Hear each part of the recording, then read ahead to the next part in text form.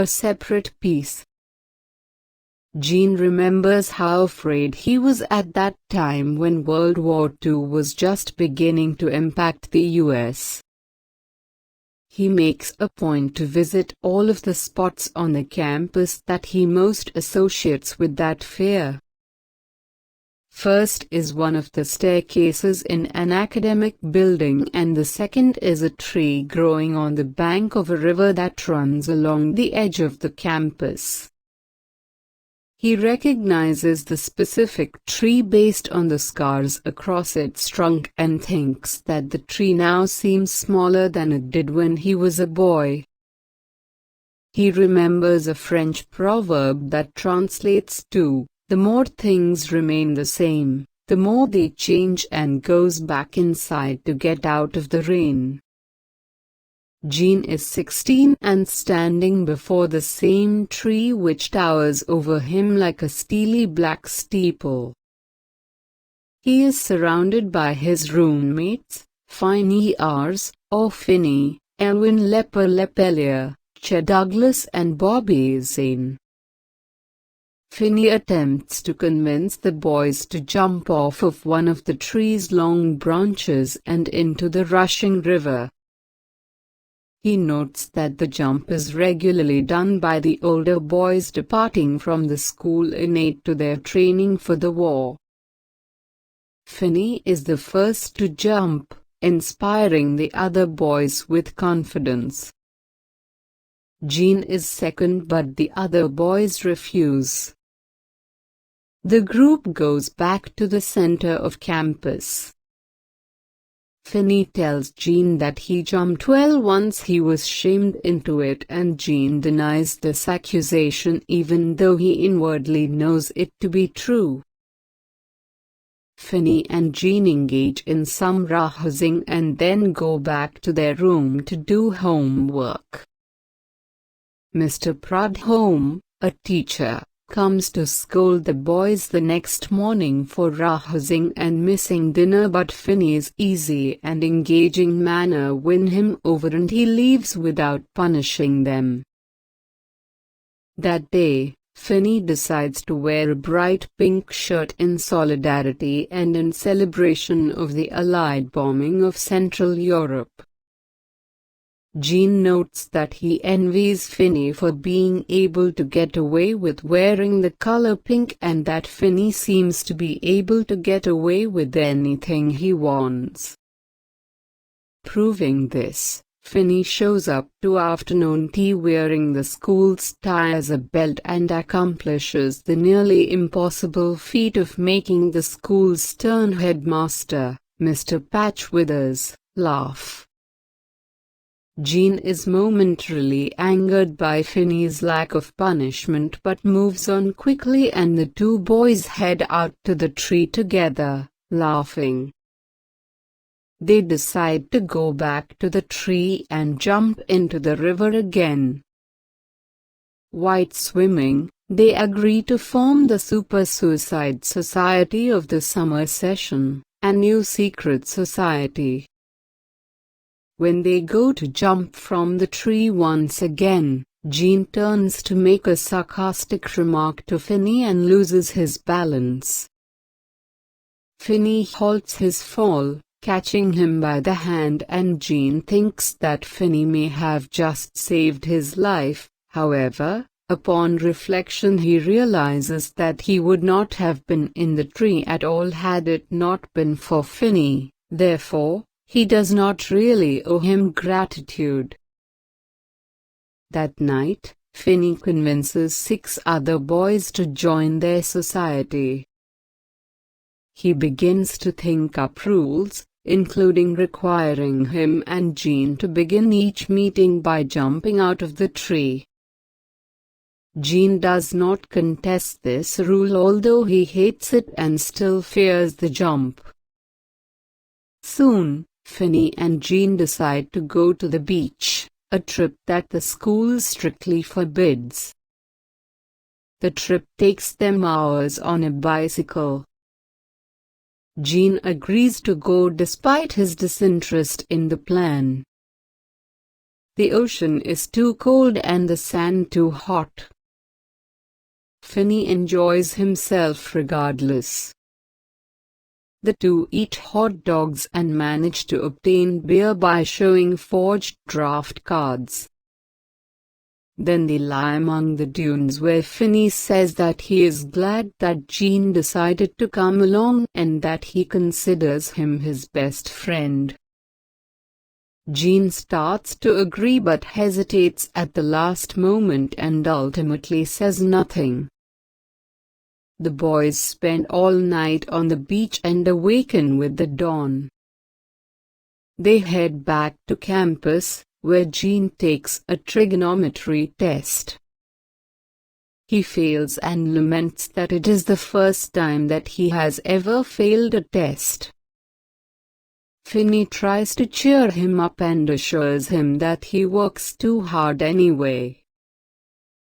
He playfully accuses Gene of aiming to be the class valedictorian, which Gene denies. Privately, however, Gene does wish to be the head of the class so that he can match Finney and all of the boys' athletic awards. Gene asks Finney how he would feel if he did become the valedictorian, and Finney jokes that he would be so envious that he would kill himself. Gene feels that the joke has more truth to it than Finney realizes. He suddenly begins to feel that the envy in their relationship is mutual and invents a rivalry that he has never realized before. Going further, he concludes that Finney's friendship and diversions may be a way to distract him and keep him from achieving academic success over Finney. Gene begins to double down on his schoolwork. Finney begins to work more as well, and Gene perceives this as a gamble to overthrow his bid for valedictorian. He begins to guard himself around Finney but still attends the nightly meetings of their secret society in order to keep him from getting suspicious. One night while Gene is busy studying, Finney bursts into his room and announces that Lepellier is going to jump from the tree into the river in a bid to join their secret society. Gene doesn't believe this and assumes that Finney made the story up to distract him from his studying. Gene grumbles that his grades will suffer, but follows the boy out to the tree. Finney confesses that he believed that Gene never had to study and that his academic prowess just came naturally. He tells Gene that he doesn't have to join them if he wishes to study instead, but Gene relents and says that he has studied enough. Finney's attitude weakens Gene's resolve in the rivalry, and he begins to feel that there may never have been a competition between them at all. He feels that moreover Finney may even be morally superior to him for his upbeat, cheerful way of looking at life and his kindness. Finney, he believes, seems to be incapable of being jealous of anyone. Suggesting a double jump, Finney and Gene strip to their underwear and climb out onto the branch that's stretching over the river. Finney goes out onto the limb first, but when Gene follows, he accidentally jostles it, causing Finney to lose his footing and fall, hitting the riverbank with a sickening thud. Gene then dives into the river fearlessly so that he can help his friend. Soon it is discovered that Finney's leg is shattered. Gene worries that he will be accused of making him fall on purpose, but no one seems to suspect this. Disallowed from seeing his friend in the infirmary, Gene spends most of his time alone in his room thinking about the accident. One day he dresses in Finney's clothes and when he looks in the mirror feels a relief in the transformation. This relief lasts through the night, but the next morning it is gone and Gene is left with the guilt of what he caused to happen to his friend, whether it was intentional or not. That morning, Gene discovers that Finney is somewhat recovered and wants to see him, but that he will never recover enough to play sports again. At this news, Gene begins to get upset. He goes to see Finney and asks him what he remembers about his accident. Finney relates that he remembers something making him lose his balance and that he looked over to Gene and tried to reach out to him. Gene confirms this and states that he tried to reach out to Finney but couldn't. Gene starts to tell him that he was the reason that he fell but is interrupted by Finney's doctor, who tells Gene that visiting hours are over. The next day Gene is told that Finney is not well enough to see visitors. An ambulance takes Finney home to Boston and the summer session soon ends. Gene goes to his own home in the South for a month of vacation. In September, Gene starts back to Devon school but ends up visiting Finney at his house on the way. He finds Finney propped up in a hospital-like room and the other boy is delighted to see him. Gene tells Finney that he deliberately shook the limb to make him fall. Finney refuses to believe this and grows angry. Gene realizes that he has only done Finney more harm by admitting this than good. Finney tells him that he will be back to school by Thanksgiving. Gene returns to school and notices Finney's absence everywhere.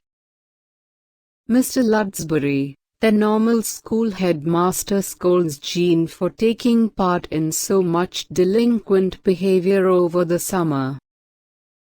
He has heard about Gene and Finney's trip to the beach and also about Gene playing late-night poker games in the dormitories. Gene feels no remorse for this and only admonishes himself for not taking better advantage of the summer substitute headmaster's laid-back attitude while he could. Mr. Ludsbury tells Gene that he has a phone call in the master's study. Gene returns the call to find that the number is Finney's. Finney asks how the school is going. Gene tells him that he has no roommate for the moment and Finney is relieved. Finney tells Gene that he just wanted to check to make sure that Gene is not feeling crazy like he was when he visited Finney and claimed that he jostled the limb. Finney tells Gene that he should join a sports team at the school for his sake. Soon, Finney returns to school.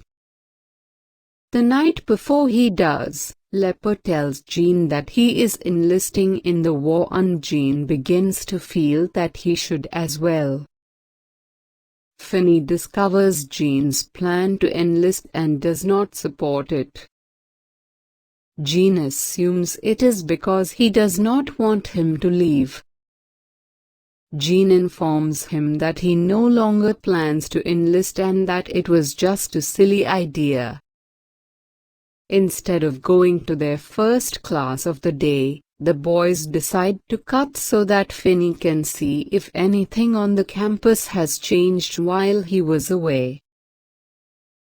They go to the gym and Gene worries that this will make Finney remember his former athletic status and get upset. But Finney merely takes the other boy to the locker room and asks him what team he has decided to join this year.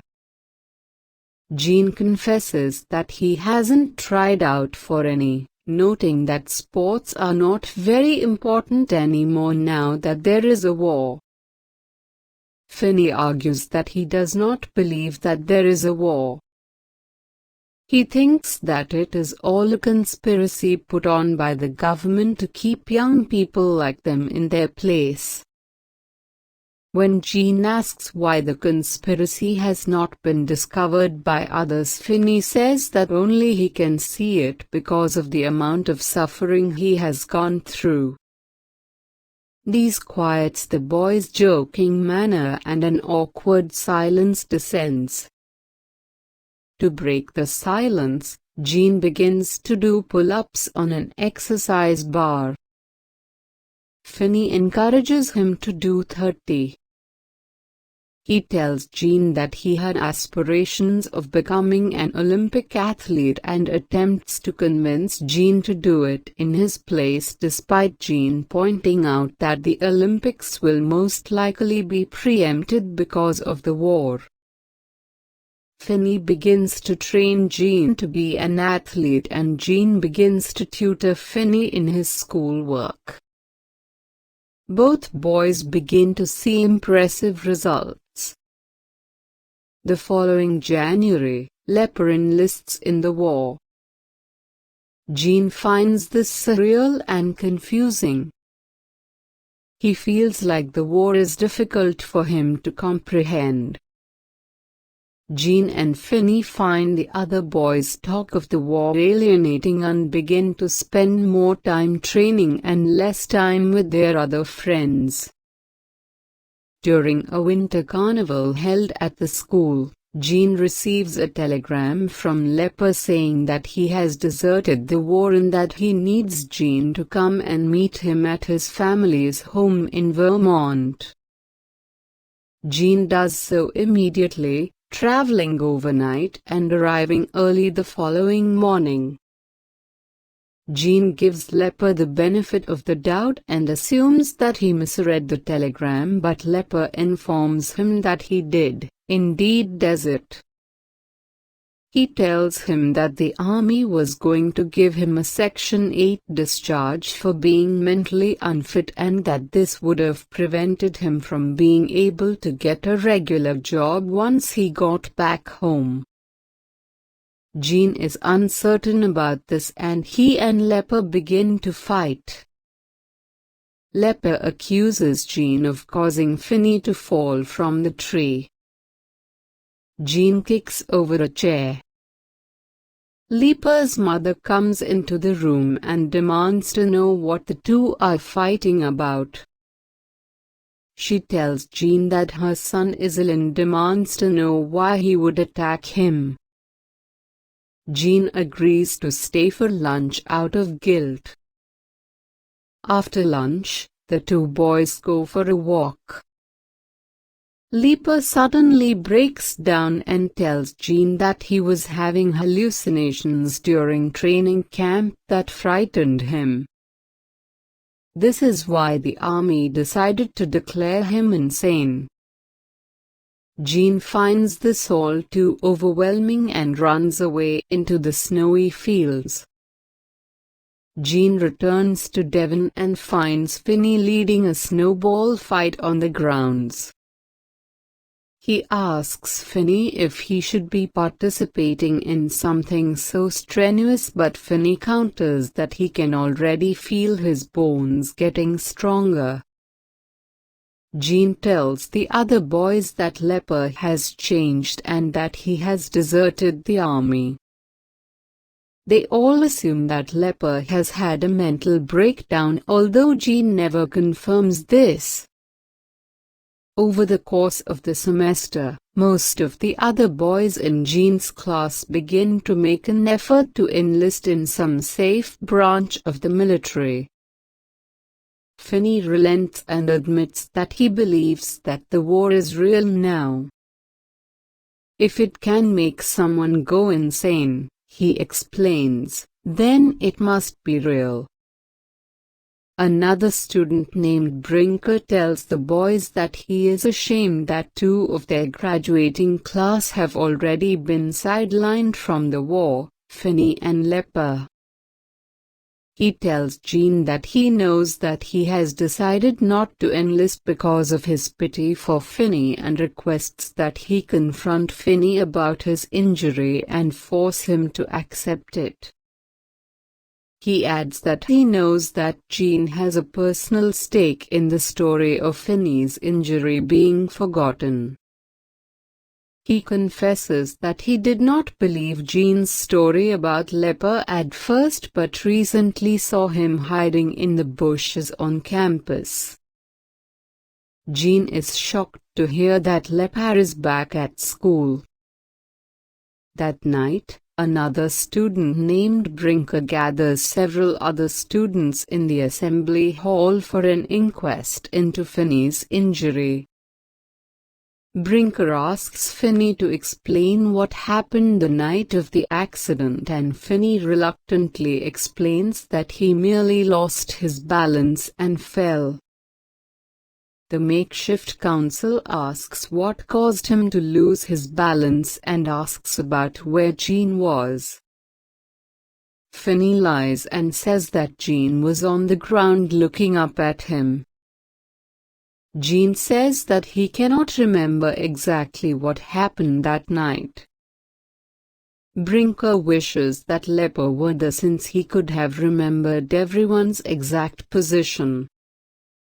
Finney admits that he saw Leper on campus that morning and a few boys are sent to track him down. Jean defends himself, saying that it doesn't matter what Leper remembers because he is crazy anyway. Lepe returns with the boys and admits that he saw two people on the branch and saw one shake it so that the other would fall. Brinker asks who was on the branch and Lepe suddenly becomes hesitant. He insists that he will say nothing else. Brinker tries to get Leper talking again, but Finney announces that he doesn't care what happened and rushes out of the room in tears. The boys hear his footsteps running away and the tapping of his cane, followed by a thud as his body falls down the marble staircase. The boys react well, fetching the nearest adult, the wrestling coach who lives nearby. They also send someone to get the school doctor. The doctor arrives and assures them that though Finney's leg has broken again, this time, it is a clean break. The other boys disperse, but Jean follows Finney to the infirmary where he waits outside for a chance to sneak in. After the doctor leaves Finney to sleep, Jean sneaks into the room. Finney begins to struggle in his bed, demanding to know what Jean has come to break now. In his struggle, he falls out of bed but prevents Jean from coming in to help him back up. Jean is upset and tells Finney that he is sorry before leaving. Despairing, Jean wanders the campus all night by himself. The next morning, he returns to his room and finds a note from the doctor asking him to bring some of Finney's things to the infirmary. Jean does so, and when he sees Finney again, notices that his friend's hands are shaking. Finney admits that he has been writing to military branches all through the winter begging them to let him enlist and overlook his injury, but that all of them have rejected him. He confesses that the reason he kept telling Jean that he didn't believe in the war was because he felt left out of it. Jean tells Finney that he wouldn't have been any good in the war because he would have wanted to make friends with the enemy and confused everyone as to whom they were fighting. Finney begins to cry and says that he feels that Jean hadn't realized what he was doing by knocking him off of the branch months earlier. Jean admits that it was a deep impulse that he cannot explain that made him do it and not underlying hatred toward him. Finney is comforted by this. The doctor tells them that he is going to set the bone in Finney's leg that evening and that Jean can come back later. Jean rushes through his day and returns to the infirmary that night only to discover that Finney died during the operation. The doctor tells him that a bit of marrow escaped from the bones and got into Finney's bloodstream, stopping his heart. Jean does not cry but feels that a part of him has died as well. In the last chapter, the school year ends and Jean's class graduates. The school donates part of its grounds to the military for training purposes and Jean watches as the trucks roll in to occupy it. Jean has decided to join the Navy so that he can avoid the danger of the infantry. As he is packing up his locker, Jean sees some army men going out to the field for training. He knows that he will soon have to engage in similar training but thinks that he is glad that it is not happening at Devon. 15 years in the future, older Jean wraps up the book. He tells the reader that he never had to kill anyone in the war, that his war was fought at Devon and it was there he killed his enemy. He concludes that everyone, at some point in their lives, finds themselves pitted against something that is hostile to them. For his classmates, this was during the war. Only Finney never felt that he was fighting against anything. Jean remarks that Finney was never afraid and never hated anyone. Finney was the only person that understood that a perceived enemy may not really be an enemy at all.